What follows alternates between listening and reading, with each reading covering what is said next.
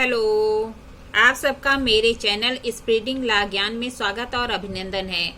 तकदीर का गम दुनिया का सितम, तकदीर का गम दुनिया का सितम हर हाल में सहना पड़ता है। सिकवे भी लब पे आते हैं, खामोश रहना पड़ता है।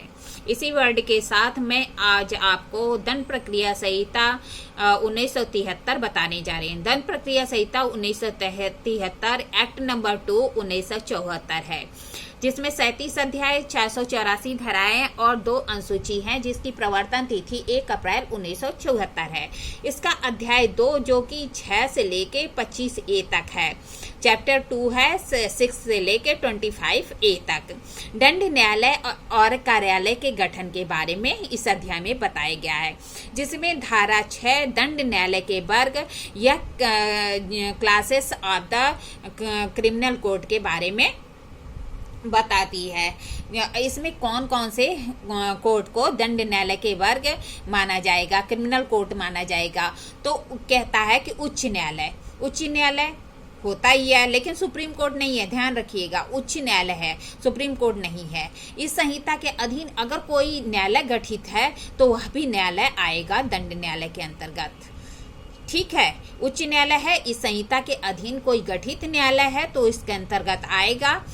ठीक है, इसके बाद सेशन न्यायालय या कोर्ट ऑफ सेशन जिसे कहते हैं, इसके जो है दंड न्यायालय के वर्ग के अंतर्गत आता है। अब जो है इसी के अंदर समझ लीजिए कि अपर भी होता है और सहायक भी होता है। अब सेकंड में क्या है कि प्रथम वर्ग न्यायिक मजिस्ट्रेट के बारे में कहता है कि प्रथम वर्ग न्यायिक मजिस्ट्रेट क्रिमिनल कोर्ट माना जाएगा। और उसी के साथ अगर कोई क्षेत्र महानगर घोषित किया गया है तो महानगर मजिस्ट्रेट या मेट्रोपॉलिटन मजिस्ट्रेट है, वह भी जो है दंड न्यायालय के वर्ग के अंतर्गत आता है।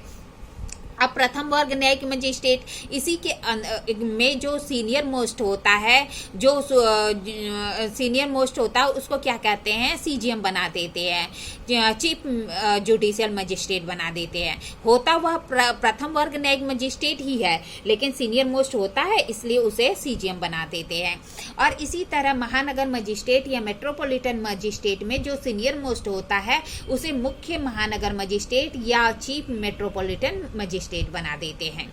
फिर जो है द्वितीय वर्ग न्यायिक magistrate, second class judicial magistrate भी दंड न्यायालय के वर्ग में आता है।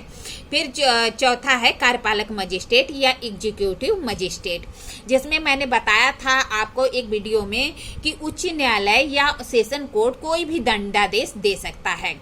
उच्च न्यायालय कोई भी दंडादेश दे सकता है, सेशन कोर्ट कोई भी दंडादेश दे सकता है, लेकिन अगर मृत्यु दंडादेश देता है तो उसे जो है पुष्टि के लिए हाई कोर्ट के पास भेजना होता है। कौन सी धारा, 366 बताया था।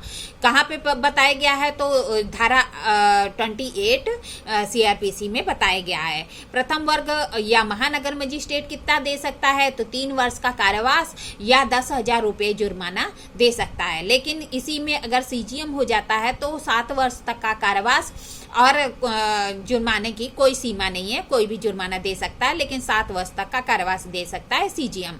लेकिन प्रथम वर्ग है तो 3 वर्ष का कारावास और 10,000 रुपये जुर्माना दे सकता है। और महानगर मजिस्ट्रेट भी 3 वर्ष तक का कारावास और 10,000 रुपये जुर्माना दे सकता है। और द्वितीय वर्ग न्यायिक मजिस्ट्रेट है तो वह 1 वर्ष तक का कारावास और 5,000 रुपये तक का जुर्माना दे सकता है। और इसके साथ ही साथ देखिए कार्यपालक मजिस्ट्रेट भी दंड न्यायालय के वर्ग के अंतर्गत आता है। एग्जीक्यूटिव मजिस्ट्रेट भी दंड न्यायालय के वर्ग के अंतर्गत आता है। इसमें थोड़ा कंफ्यूजन हो जाता है, लोग सोचते हैं कि कार्यपालक या एग्जीक्यूटिव दंड न्यायालय के वर्ग में नहीं आता है, तो देख लीजिए आता है, ध्यान रखिएगा। परीक्षाओं में पूछता है कि अगर कार्यपालक मजिस्ट्रेट, तो जानते रहिए कि दंड न्यायालय के वर्ग के अंतर्गत आता है। फिर आ जाइए धारा 7 प्रादेशिक खंड या टेरिटोरियल डिवीजन के बारे में धारा 7 में बताया गया है। कहता है कि प्रत्येक राज्य एक सेशन खंड होगा या उसमें सेशन खंड होंगे। कह रहा है कि जो राज्य होगा वह सेशन खंड होगा या उसमें सेशन खंड होंगे। और संहिता के प्रयोजनों के लिए प्रत्येक सेशन खंड एक जिला होगा या उसमें जिले होंगे। मतलब कह रहा है कि प्रत्येक राज्य एक सेशन खंड होगा या उसमें सेशन खंड होंगे, या संहिता के प्रयोजनों के लिए प्रत्येक सेशन खंड एक जिला होगा या उसमें जिले होंगे। परंतु अगर महानगर क्षेत्र है तो उक्त प्रयोजनों के लिए एक पृथक सेशन खंड माना जाएगा। अगर एरिया क्या है, महानगर एरिया है, तो वह संहिता के प्रयोजनों के लिए एक अलग सेशन खंड माना जाएगा। फिर दूसरा खंड कहता है कि राज्य सरकार उच्च न्यायालय के परामर्श से ऐसे खंडों या जिलों की संख्या या सीमा में परिवर्तन कर सकता है। मतलब कह रहा है कि राज्य सरकार उच्च न्यायालय के परामर्श से क्या करेगा, ऐसे खंडों या जिलों की सीमा में परिवर्तन कर सकता है। फिर तीसरा खंड कहता है कि राज्य सरकार उच्च न्यायालय के परामर्श से जिले को उपखंड में विभाजित कर सकता है या उसको उसकी सीमाओं में परिवर्तन कर सकता है। जिले को उपखंड बना देगा और या फिर उसकी सीमाओं में परिवर्तन भी कर सकता है। फिर चौथा कहता है कि राज्य सरकार इस संहिता के प्रारंभ के समय जो विद्यमान सेशन खंड थे, जिले थे या उपखंड थे, इस धारा के अंतर्गत वह सेशन खंड, जिले या उपखंड माने जाएंगे। मतलब पहला खंड कहता है कि प्रत्येक राज्य सेशन खंड होगा या उसमें सेशन खंड होंगे। इस संहिता के प्रयोजनों के लिए प्रत्येक जिला सेशन खंड होगा या उसमें जिले होंगे। अगर महानगर क्षेत्र है तो पृथक सेशन खंड होगा। फिर दूसरा कहता है कि राज्य सरकार उच्च न्यायालय के परामर्श से जिले खंड या जिले में परिवर्तन कर सकता है, उसकी संख्या या सीमा में परिवर्तन कर सकता है। राज्य सरकार हाई कोर्ट के परामर्श से जिले को खंड में परिवर्तित कर सकता है या उसकी सीमाओं में परिवर्तन कर सकता है।